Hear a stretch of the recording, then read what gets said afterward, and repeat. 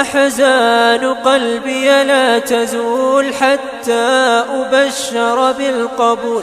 وأرى كتابي باليمين وتقر عيني بالرسول وأرى كتابي باليمين وتقر عيني بالرسول أحزان قلبي لا تزول حتى أبشر بالقبول أحزان قلبي لا تزول حتى أبشر بالقبول وأرى كتابي باليمين وتقر عيني بالرسول وأرى كتابي. قال الله تبارك وتعالى وقوموا لله قانتين وفدق نيشان يطبناد يا موضوعي كساب سنة كيف نخشع في الصلاة 10 كنيشان دقيقة يعني كجور رمي جرني صلاة دسيء خشوعنا قلبي جينا سيء سوجدنا أنت إنه إلهي تبارك وتعالى إنه هرتاجنا هاي وجلسدني شنية طبناد أينو ما أنت فريسان دونا بإذن الله تبارك وتعالى ما أنت موضوع إنه حنقول دونا التأمل في حال السلف في صلاتهم إنه بالفيرفيرنو دتكي سلف كاها حالة دودو سيدة أهيد مركي صلاة تكنيان تصاليال عجب بدن با صحابة iyo salafkii laga soo guuriyay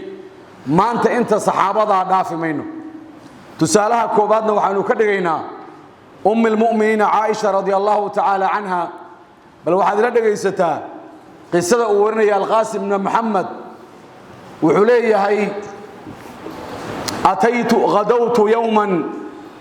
maalmaha kamida ayaan soo jarmaaday فبدأت يومي أسلم على أم المؤمنة عائشة رضي الله تعالى عنها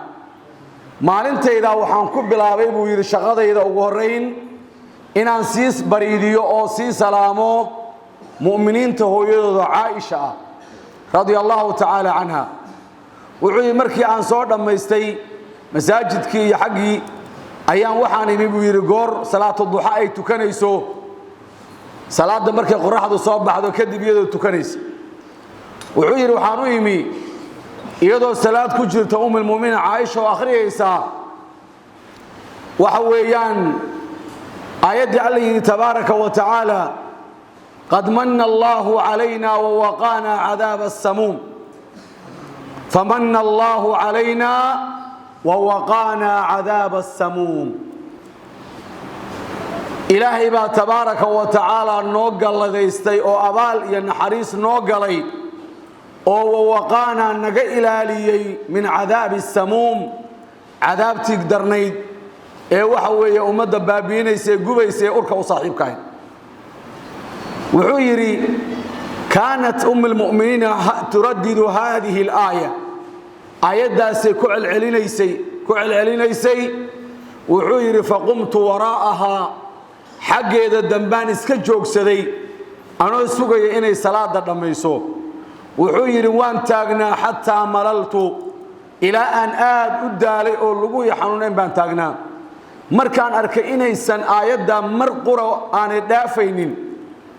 oo ay aayada ay ku khushuucsan tahay wax kalena aan kala ogeyn ayaan waxaan idin Allah ilaahay iska soo danayso wuxuu yiri fadhahabtu ila suuqi liaqdi haajati magaaladii baan galaysaan xaajeeda u soo dhamaysto markaan hawlahayga oo dhan soo dhamaystay ayaan goor dambe baan soo noqday buu yiri barti baan ugu imi wama zalat tukarriru wa turaddidu hadhihi al-aya iyadoo sidii aan saaka kaga tagay wali u akhriyaysa aayadii famanna Allahu alayna wa waqana 'adab as-samum sidii baan kaga dhaqaaqay buu kaga tagay يعني waxa weeye intii maalintaas oo dhan gelinkii hore ummul mu'miniin Aisha ayada qori ku celcelinaysa oo ay ku tukanaysa oo ay dhadhansanaysa ilaahay tabaaraka wa ta'ala waxa weeyaan abaalka uu u galay qof naar laga badbaadiyay ruux ilaahay naar ka badbaadiyay faman zu'ziha 'anil naar wa udkhila al-jannata faqad faz ilaahay qof uu naar ka koriyay oo uu janno geliyay wuu liibaanay waa tusaale xay ah oo dadka ahlul iimaanka ah dareensiin kara saxaabada iyo nebi maxamed dadkii uu tarbiyadeeyay ee fahmay macnaha ilaahay leeyahay waquumuu lilaahi qaanitiin ilaahay waxaad isu taagtaan idinkoo khushuucsan rabbi hor istaaga siday saxaabadu ay ahaayeen aayaddaa keliya yay maanta oo dhan ku ooyeysaa oo ay ku soo celcelinaysaa waa tusaale cajab badan walaalayaal tusaalaha labaad misaalan waxyaabaha cali ibn abi aalib oo kale labadaa tusaalaan maanta qaadanayna cali ibn abi aalib tusaale cajab badan oo yaab badan baa laga sheegay tusaalahaasi waxa uu ahaa cali radi allahu tacaala canhu ayaa waxaa la yidhi kaana caliyun radi allahu tacaala canhu idaa xadarat isalaatu marka ay salaadu soo xaadirto oo ay salaadu timaado yatazalzal yani wuu gariiri jiray zilzaal wax dhulgariiro aad moodo oo kale ayaa qaban jiray weeye yani wuu kurboon jiray kadibna waxa weeyaan wayatalawan wajhu wajigiisuna wuu doorsoomi jiray markaasaa waxaa lagu yidhi maa laka ya amiira almu'miniin waa maxay salaad walba marka la gaadho isbeddelkan kugu dhacaya wejigaagu uu isbeddelaayo markaasaa wuxuu yidhi jaa'a wallaahi waqtu amaanatin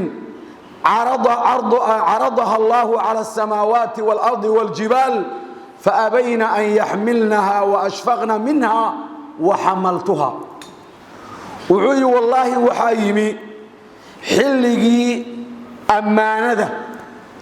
ammaanadii ilaahay uu u bandhigay cir dhul buuro oo ay ka baqeen inay qaadaan xilligii ammaanadaas waxa weeye oo anigu aan qaaday yani haddaan bini aadan ahay oo aan qof muslima aan ahay